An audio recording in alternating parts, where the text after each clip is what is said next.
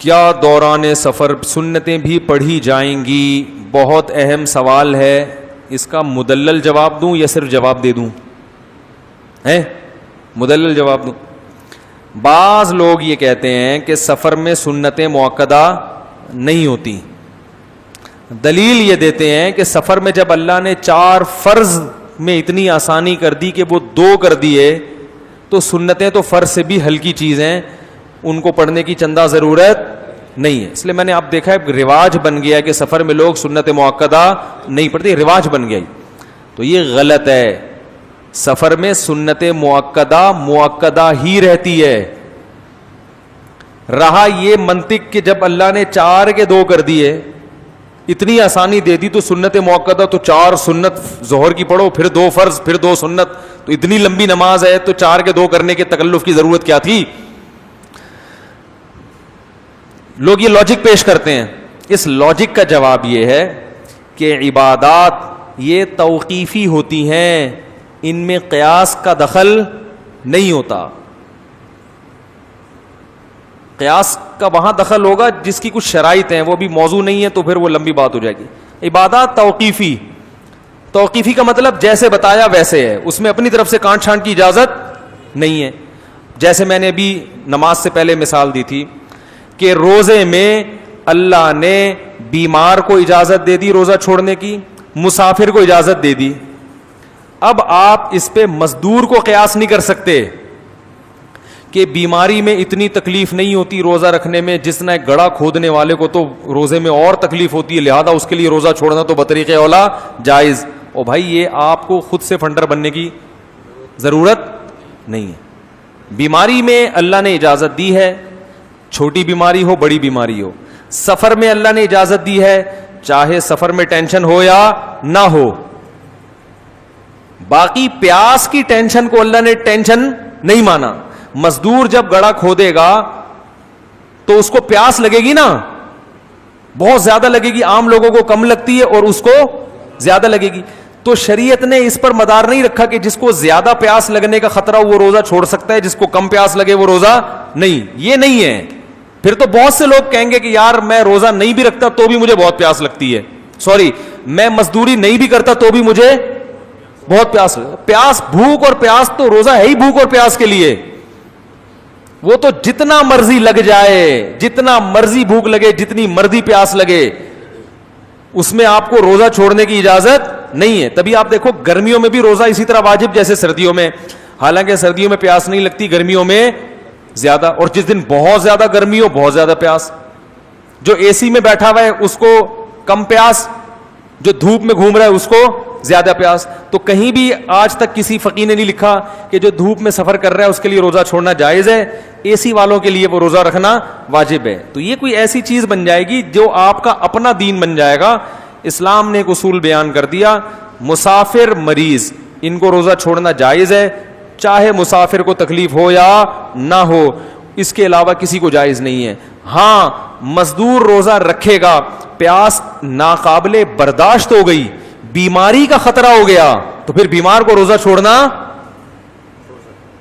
چھوڑ بھی سکتا ہے, توڑ بھی سکتا ہے. ابے کیا ہو گیا, سمجھ کیوں نہیں رہے؟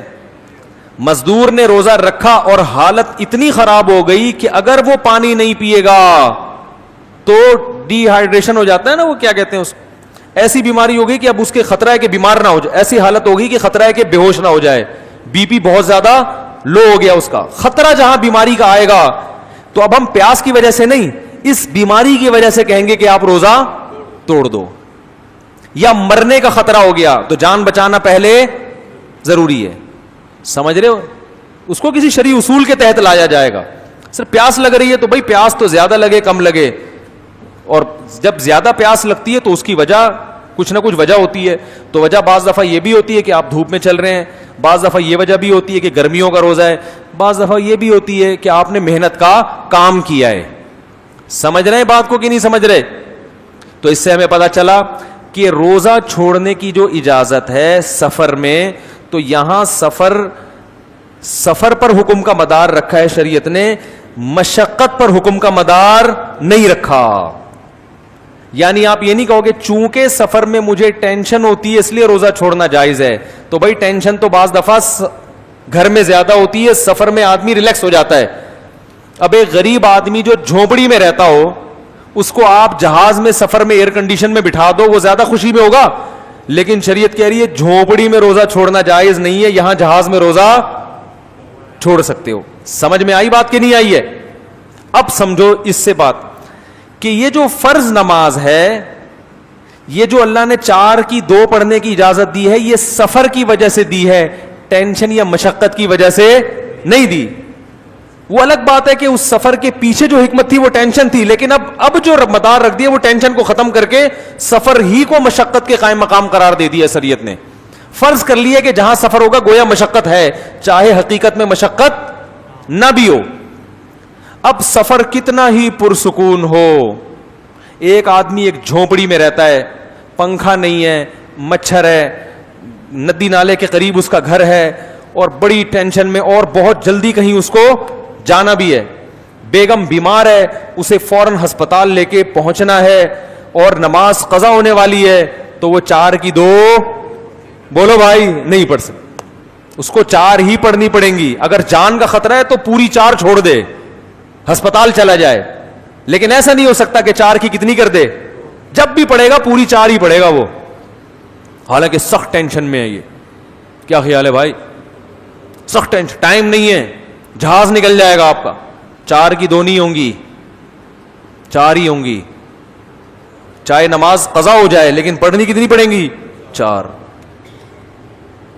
لیکن آپ بڑے آرام سے ہو, کوئی ٹینشن نہیں ہے, جہاز میں پہلی دفعہ بیٹھے ہو, غریب آدمی کو جہاز میں بٹھا دیا, وہ کھڑکی پہ بیٹھا ہوا بادلوں کو دیکھ رہا ہے, بڑا مزہ آ رہا ہے, اور جگہ بھی ہے وہاں نماز پڑھنے کی, وہ 4 نہیں پڑھے گا, وہ 4 کی کتنی پڑھے گا؟ 2 پڑھے گا. تو پتہ یہ چلا کہ فرض میں جو ہے نا اللہ نے سفر پر حکم کا مدار رکھا ہے, مشقت یا ٹینشن پر حکم کا مدار نہیں رکھا. جبکہ سنت مؤکدہ کے بارے میں ایسی کوئی نص اور قرآن کی حدیث ہمارے پاس موجود نہیں ہے. تو پتہ یہ چلا کہ سنت مؤکدہ جیسی حضر میں تھی ویسی ہی سفر میں ہے. نہیں آ رہی بات؟ اب سوال وہ پیدا ہوگا کہ یار پھر تو بڑی ٹینشن ہے, بعض دفعہ سفر میں واقعی ٹینشن بھی ہوتی ہے, تو پھر جیسے آپ اسٹیشن پہ کھڑے ہوئے ہو, ٹرین نکلنے کا خطرہ ہے, تو آپ نے ظہر کی 4 سنتیں پڑھی, پھر 2 فرض پڑھے, پھر 2 سنت, یہ تو ٹرین نکل جائے گی.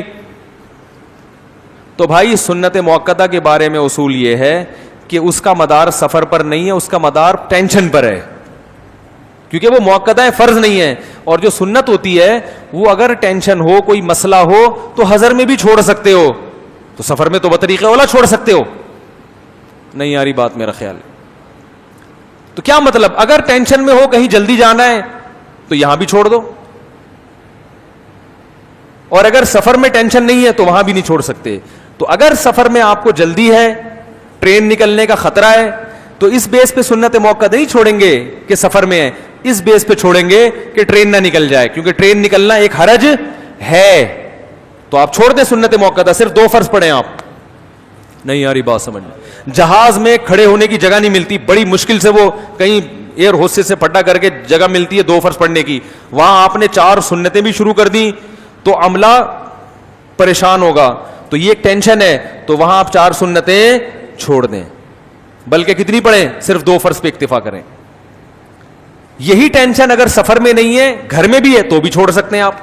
کیا مطلب, آپ آرام سے بیٹھے ہوئے, آفس جانا ہے آپ نے, صحیح ہے نا, لنچ ٹائم ملتا ہے نا آفس میں لوگوں کو, تو آپ کہیں آنکھ لگ گئی تھی, دیر سے اٹھے, اب آپ کو پتا ہے کہ میرے پاس صرف 4 فرض کا ٹائم ہے, سنتوں میں لگ گیا تو آفس میں لیٹ ہو جاؤں گا, وہاں باس کی جھاڑ پڑے گی, تو آپ سفر میں نہیں ہے تو بھی سنت موقدہ, ارے بولنے میں کوئی پابندی لگائی ہے گورنمنٹ نے, سنت موقدہ چھوڑ سکتے ہیں آپ. تو سنت موقدہ کا تعلق حقیقت مشقت کے ساتھ ہے, کہ حقیقت میں اگر آپ ٹینشن میں ہیں, مشقت میں ہیں, حرج واقع ہو رہا ہے, تو سفر میں بھی چھوڑ سکتے ہیں, حضر میں بھی چھوڑ سکتے ہیں. اور حقیقت میں اگر ٹینشن نہیں ہے, ریلیکس ہیں, تو نہ حضر میں چھوڑ سکتے ہیں اور نہ سفر میں چھوڑ سکتے. نہیں آ رہی بات میرا خیال ہے؟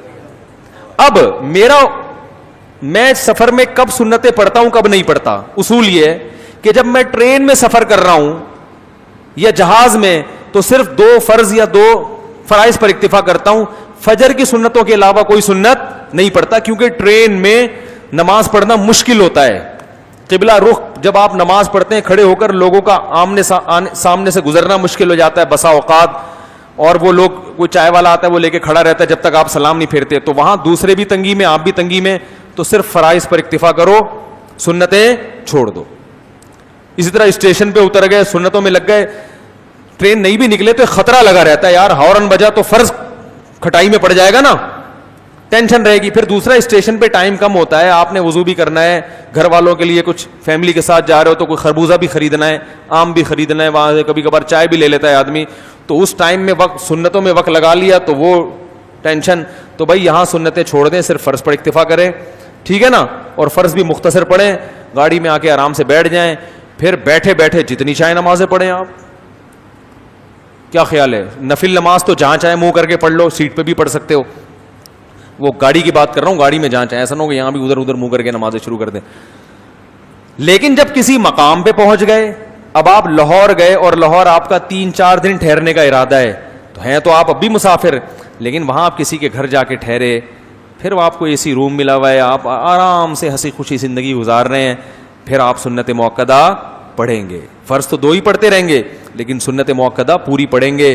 وہاں یہ کہنا کہ چونکہ سفر ہے تو سنت موقدہ چھوڑ دوں, یہ آپ کی دلیل صحیح نہیں ہوگی. تو اس لیے سفر میں جب جایا کریں, اگر ٹینشن کی حالت میں نہ ہو, سکون اطمینان کی حالت میں ہو, تو سنت موقدہ بھی تمیز سے پڑھا کریں. ہاں ٹینشن ہے, جلدی ہے, پھر چھوڑ دیں, کیونکہ پھر بھی فنٹر گیری کریں گے, اب آپ کو بھی نقصان ہوگا, گھر والوں کو بھی. بعض لوگ کھڑے ہو جاتے ہیں اسٹیشن پہ, پوری سنت موقدہ تمیز سے شروع کر دی. ابے ٹرین ہارن بجا رہی ہے بھائی, اور آپ امام بھی ہو, لوگ آپ کا انتظار بھی کر رہے ہیں, 2 فرض پڑھاؤ, بیٹھو یار جا کے. پھر وہ فرض شروع کرتے ہیں تو وہ پوری سنت قرات, فرض میں کیا شروع کر دیں گے, اتنی لمبی قرات شروع کر دیں گے, لوگوں کا ایمان کا امتحان لے رہے ہیں. اب وہ ہارن بجنا شروع ہوتا ہے, پبلک مقتدی پیچھے سے کھسکنا شروع, تو جنت کے جو نچلے درجے میں جائے گا وہ سب سے پہلے کھسکتا ہے, جو جنت الفردوس والا وہ آخر تک امام کے, یعنی اس طرح امتحان لے رہے ہوتے ہیں امام صاحب.